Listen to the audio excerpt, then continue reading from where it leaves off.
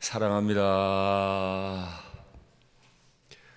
황사가 많이 심하네요. 새벽에 나왔는데 먼지가 너무 매캐하던데 우리 어른들 특별히 호흡기 조심하시고 건강 유의하시면 좋겠습니다. 오늘 우리가 읽은 본문의 내용은 너무 잘 알고 있는 본문입니다. 이미 다 보았지만 앞선 8장에서 예수님은 특별히 세 제자들, 그 제자들은 제가 생각할 때 문제가 아주 심각한 제자들입니다. 그 제자들을 데리고 산으로 올라가셨습니다.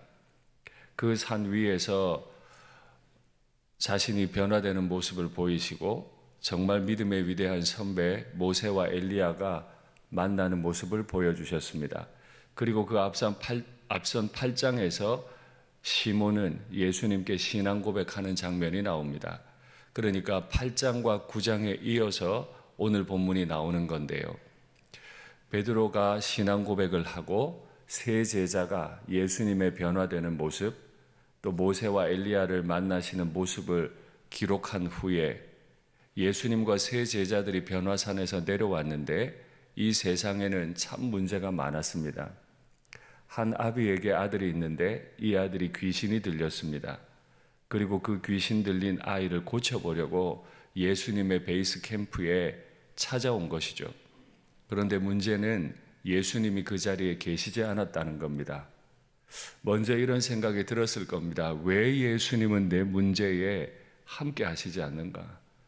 예수님만 계시면 나았을 텐데 왜 예수님은 계시지 않는가? 믿음이 있는 것입니까? 없는 것입니까?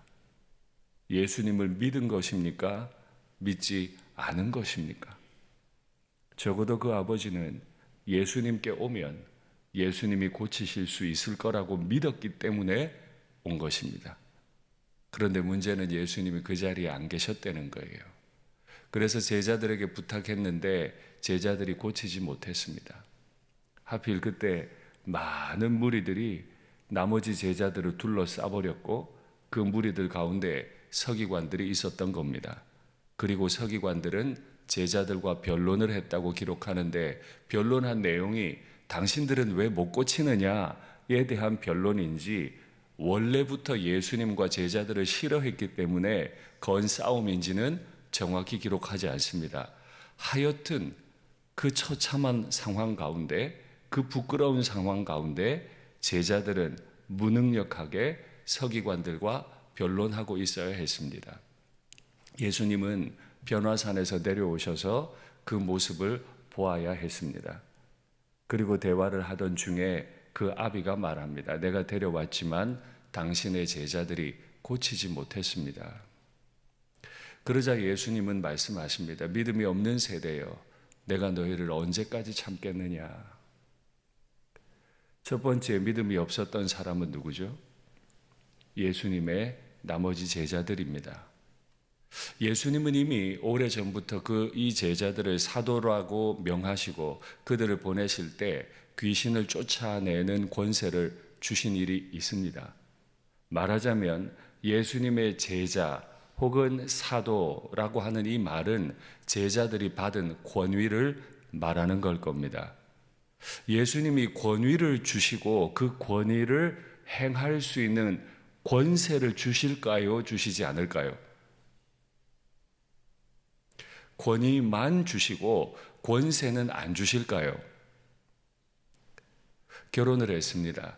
당신은 나의 아내입니다. 라고 했으면 아내라는 권위를 주었으면 아내로 살아갈 수 있는 권세도 줄 겁니다.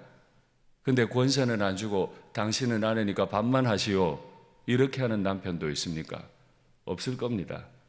아내라고 고백하는 순간 남편에게 이 아내는 권세를 가지게 됩니다. 그 가정에 권세를 가져요.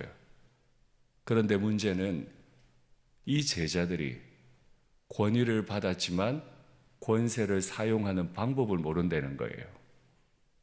예수님이 함께 하실 때 일어나는 역사가 예수님이 함께 하시지 않을 때 일어나지 않고 있는 거예요. 그래서 예수님은 마음 아프셨어요. 내가 언제까지 참아야 하느냐, 이 믿음이 없는 자들아. 예수님의 이 말씀을 보면 믿음이 권위를 행할 수 있게 하는, 권세를 불러일으키는 도구가 되는 모양이에요. 그런데 예수님의 믿음 없음에 대한 이 책망은 제자들에 대한 책망만은 아니에요. 왜냐하면 예수님이 사용하신 표현에 보면 세대라고 했어요. 믿음이 없는 세대라고 했습니다. 아마 제자들을 향한 것이라면 믿음이 없는 자들아 정도로 하셨을 텐데 그 자리에 있었던 모든 사람들을 포괄하는 세대라고 말씀하셨어요. 맞아요.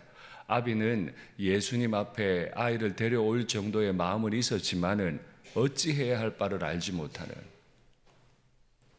주변에 아무리 둘러선 사람도 어찌해야 할 바를 알지 못하는 정도밖에 되지 않아요. 전적으로 무능력했죠. 제자들도 아비도 둘러싼 무리들도 논쟁을 하고 있는 바리새인들도 서기관들도 이 문제를 어떻게 해결해야 하는지 알지 못해요. 예수님은 그 문제에 관심을 가지십니다. 언제부터 이렇게 됐니? 어릴 때부터입니다. 귀신이 역사해서 자꾸 이 아이를 넘어뜨립니다. 데려와라. 데려왔더니 그 아이가 예수님 앞에서 거품을 물고 넘어집니다. 멀쩡하게 데려온 아이가 왜 갑자기 거품을 물고 쓰러져 버릴까요? 귀신이 더 역사했기 때문이죠. 그러면 귀신은 왜 갑자기 더 역사했겠습니까? 상황을 더 처참하게 만드는 겁니다. 자신에게 명해서 쫓아낼 수 있는 분이 자신 앞에 있는 것을 보고 더 강력하게 역사해서 당신도 이 상황 해결 못할 겁니다. 포기하게 만듭니다. 그러니 기억하십시오. 우리는 이 아이가 거품을 물고 넘어진 직후에 예수님이 이 아이를 일으킴을 기억하고 있습니다.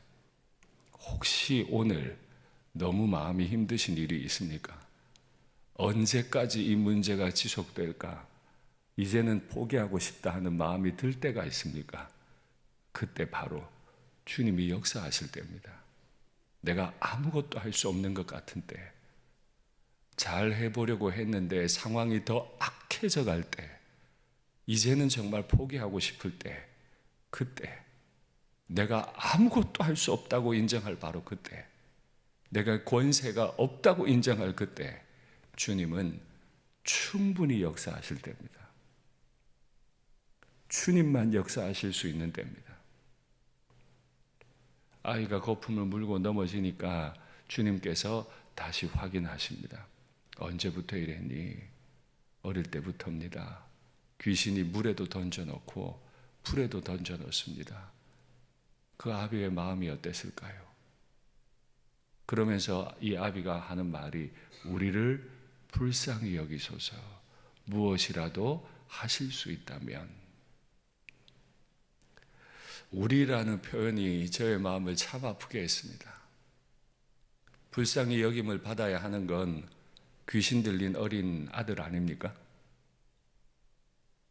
그 아들이 불쌍해서 예수님 앞에 데리고 나온 거 아닙니까? 그러나 아니에요. 그 아들도 아들이지만 그 아들을 보고 있는 아비도 얼마나 불쌍해요. 아무것도 해줄 수 없는 그 아비의 처참한 마음을 다 그대로 드러내는 거죠. 뭐라도 하실 수 있다면. 그런데 여기까지 불쌍할 뿐이에요. 무능해요. 분명히 예수님 앞에 데리고 나올 때는 예수님이 고칠 수 있다고 믿었을 텐데 제자들이 1차로 실패했습니다. 예수님 앞에 데리고 나왔더니 귀신이 더 강력하게 역사해서 멀쩡하던 애가 갑자기 거품 물고 쓰러져 버렸습니다. 이야, 예수님 앞에 와도 안 되는구나 하는 마음에 절망이 찾아오니까 뭐라도 하실 수 있다면 아주 단순하게 주님 고쳐주십시오. 왜 첫 마음으로 간구하지 못하는지. 그런데 이게 우리의 현실이죠.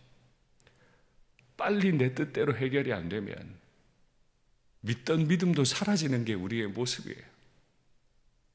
오늘 이 새벽에 우리가 나왔지만 새벽 기도한 결과 빨리 변화가 일어나지 않으면, 문제가 해결되지 않으면 우리의 믿음도 희미해져 가요. 뭐라도 하실 수 있다면.